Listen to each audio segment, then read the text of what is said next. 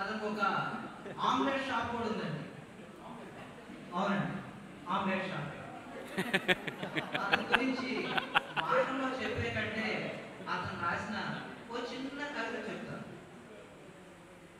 అదుగో కొండ, ఇదిగో పండ,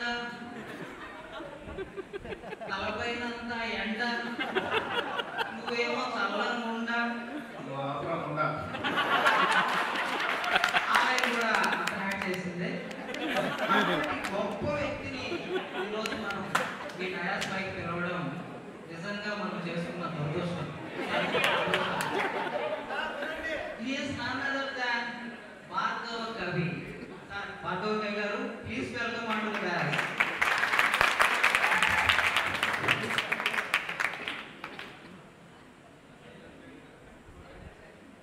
సరే సార్. సార్ భార్గవ కవి గారు, మేమందరినీ అంటే మిమ్మల్ని అందరూ బాల్ కవి అని ఎందుకు పిలుస్తారు? ప్రోగ్రామ్ చాలా బాగుంది. Thank you sir. చాలా బాగా ఆర్గనైజ్ చేస్తున్నారు. Thank you sir. పైగా కవి హృదయం కూడా ఉన్నట్టుంది నీకు. ఏదో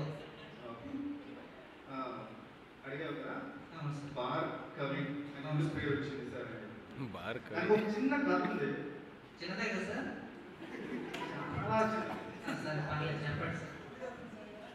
నేను అందరి కవులాగానే బెంచీల పైన, ఆ పార్కులలో, ఆ రోడ్ల పైన కూర్చొని కవితలు రాసేవాడిని. పెద్దగా పేరు వచ్చేది కాదు. బార్లో కూర్చొని రాసి ఒకరోజు ఒక కాఫీ బార్ ఎదురుగా కూర్చొని, నాకే బారే కదా సార్? అనుకున్నాను నేను, కాఫీ బారే బాబు, కానీ సార్ కూర్చొని అలా కళ్ళు మూసుకొని, అంటే కవిత కళ్ళు కోసుకుంటుంది, అలా కళ్ళు మూసుకొని రాయడం మొదలు పెట్టాను. రాసిన తర్వాత ఒక్కసారిగా కళ్ళు తెరిచి చూశాను. ఒకటే రెస్పాన్స్, విపరీతమైన రెస్పాన్స్. భయంకరమైన రెస్పాన్స్. కళ్ళు తెరిచి చూస్తే ఒక 40 గుడ్లు, 50 టమాటాలు, 20 ఎర్రగడ్డలు. అంత భారీ రెస్పాన్స్ సార్? ఒక కవితకే. దాంతో ఇక రోజుకి 10 ఇలా 10 పెంచుకుంటూ రాశాను. దాంతో వచ్చిన గుడ్లు, టమాటాలు, ఆ ఎర్రగడ్డలు ఇవన్నీ యూజ్ చేసి బిజినెస్ పెట్టాను. Online business. అంటే మీ బిజినెస్ సీక్రెట్ ఇదన్నమాట. నా కవితలే నా బిజినెస్ పెట్టుబడి. ఇప్పుడు ఆ బిజినెస్ ఎంత డెవలప్ అయిందంటే ప్రతి వీధిలో ఒక బ్రాంచ్. ఇండియా వైపు ఉన్నాయి కదా సార్? అవి కొన్ని వాటిని ఏమంటారు, బ్రాంచ్ లూప్లు కూడా వస్తున్నాయి.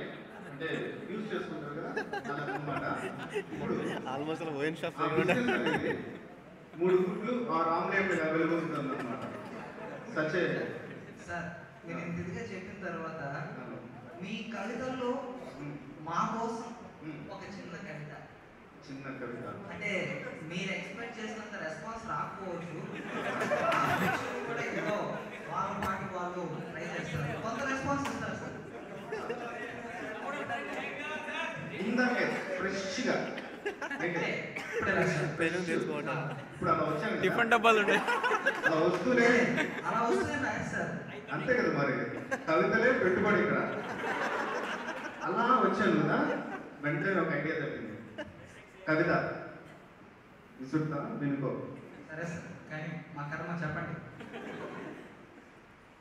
నాకుంది ఒక, సారీ నాకు లేదు, కొన్నాను. నేను కొన్నాను ఒక కొత్త కారే. నేను కొన్నాను ఒక కొత్త కారు, ఎందుకంటే మా ఇల్లు చాలా పారు.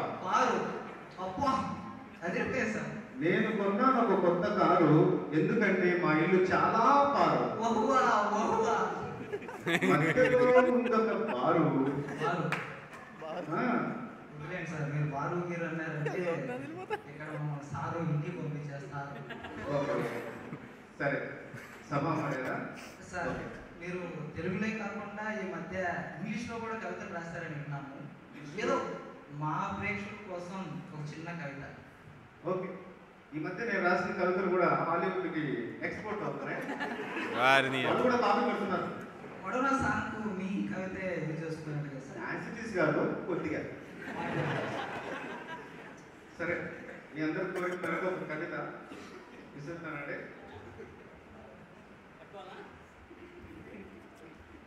This is a big demonstration of my love calculation with little introduction and no overaction. This letter was written with so much tension to say about my love synchronization. I even consulted a physician.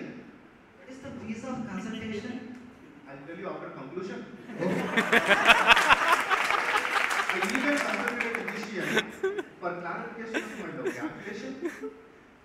After clear clarification, he decided it was a love sanction. అంటే ఎదుర్కొన్నారా లోలో? Please don't feel any frustration. Please don't feel any frustration. If any doubt, I have clear clarification about my present position. మళ్ళీ clarification అడగలేము. అయిపోయింది కవిత. అయిపోయిందా sir? అయిపోయింది. మీరు అంటే కవిత అయిపోయింది అన్నారు. మీ ఫ్యూచర్ ప్లాన్స్ ఏంటో కూడా కనుక్కోవాలండి నాకు. ఇంకేముందండి, మామూలుగా నేను కవిత స్టార్ట్ చేసినప్పుడు ఆమ్లెట్ బిజినెస్ పెట్టినాను. ఇప్పుడు ఒక లెవెల్ కదా, ఇంకేంటి చెప్పులు షాప్ పెట్టుకోవడమే. అంటే దానికి కూడా పెట్టుబడి కవితలేనా సార్? అదే మరి, పెట్టుబడి కవితలు తప్ప వేరే ఉంటుందా మరి? సార్ మీరు ఒకవేళ కవిత కానీ ఇప్పుడు చెప్పడం స్టార్ట్ చేశారంటే నాకు తెలిసి మీ బిజినెస్కి ఫౌండేషన్ ఇచ్చే పడుతుందేమో సార్. ఓకే, ట్రై చేస్తారా? వద్దులేండి. వెళ్ళిపోదాం.